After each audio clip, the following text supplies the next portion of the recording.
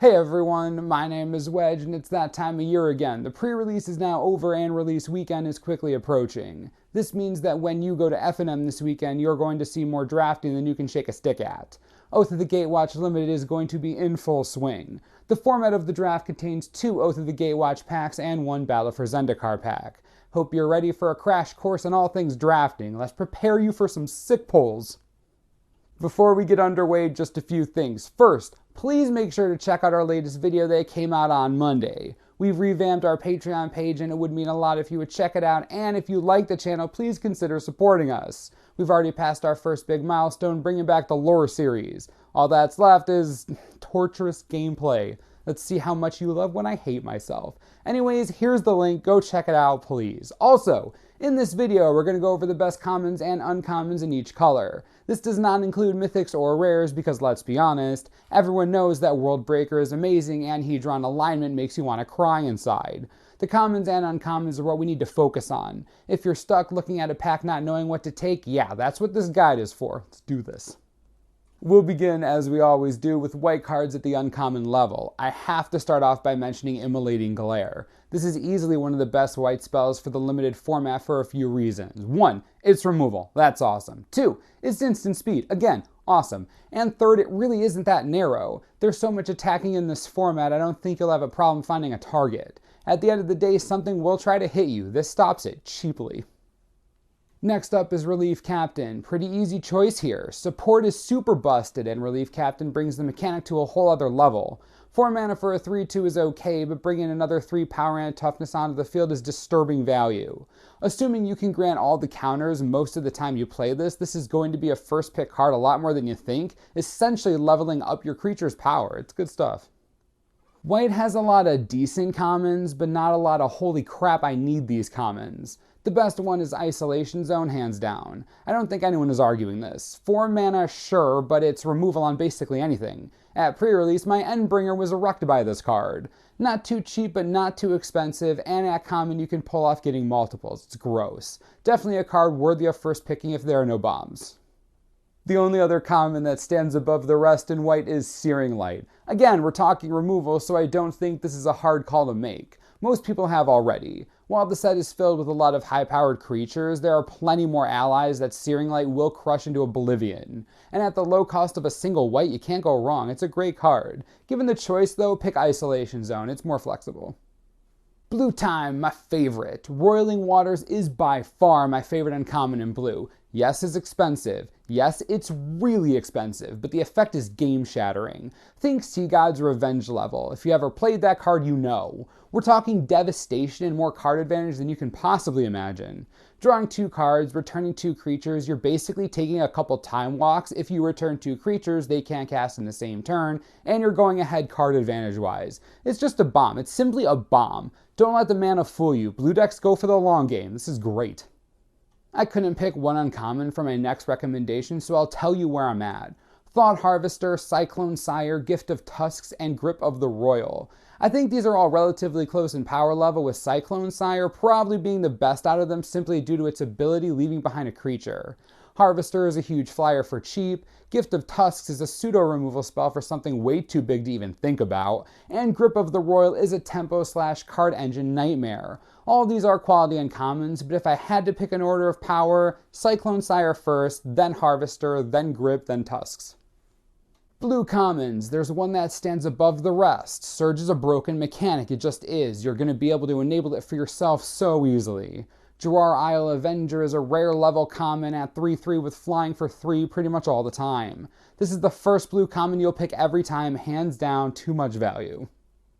My next favorite blue common is a tie between Sweep Away and Containment Membrane. Sweep Away is a huge tempo gainer and the Membrane is basically removal for something that's attacked already.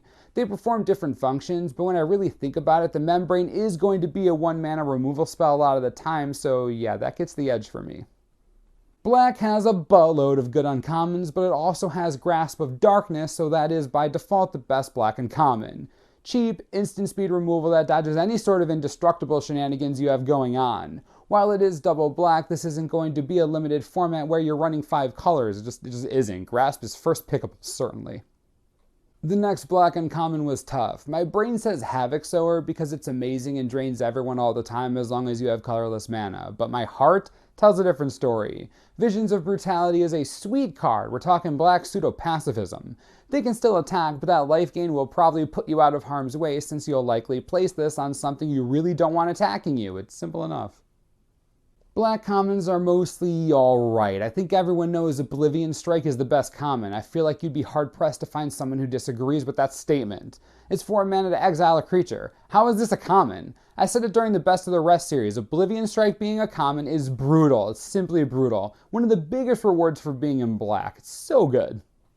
Next to Oblivion Strike, my favorite common is either Tar Snare or Slaughter Drone. No, I don't want to first pick either of these, but hear me out. Tar Snare is simply removal again, so that doesn't need too much explaining. Even if it doesn't necessarily kill something itself, it will enable you to wreck a creature in combat, which is nice.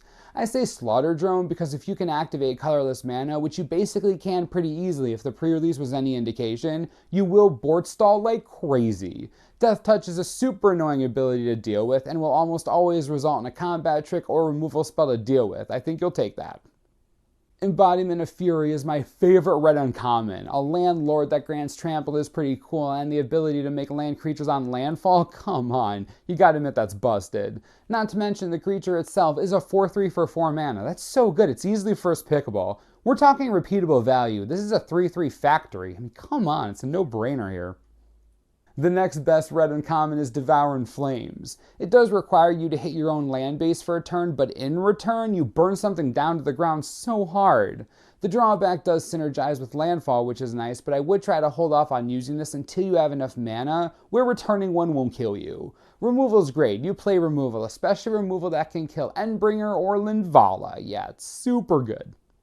The theme of this limited format should be that Surge is broken and you should abuse that brokenness. To that end, Boulder Salvo is a clear best common. 2 mana for 4 damage is fantastic. I say 2 mana because it is criminally easy to get Surge costs online. Again, even by yourself. Super easy. Anyways, yeah, 4 damage for 2 mana is going to kill most of the format, so go crazy. Try to get a few of these.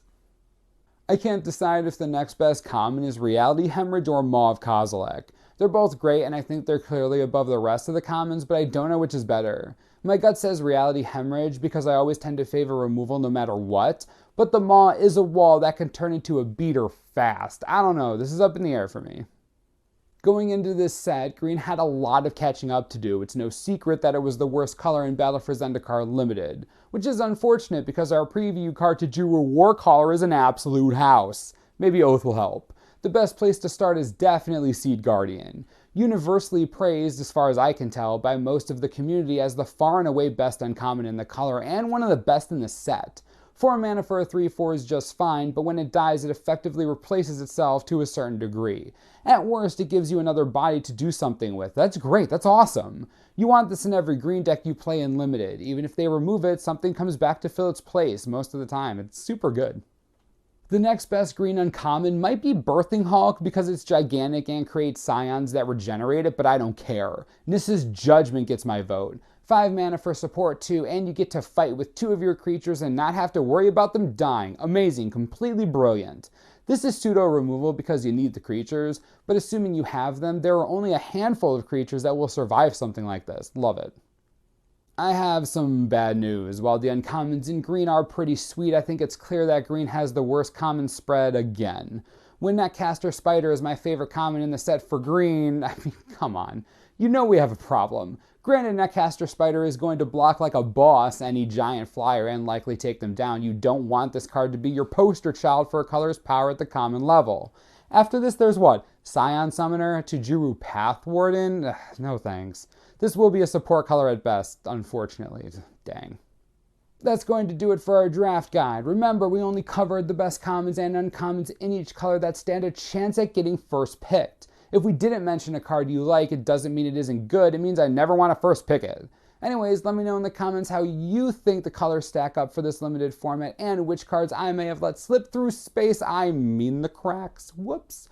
As always, subscribe for the latest and most reliable Magic the Gathering information you could ever need. This is the Mana Source. I'm Wedge. Thanks for watching. We'll see you next time.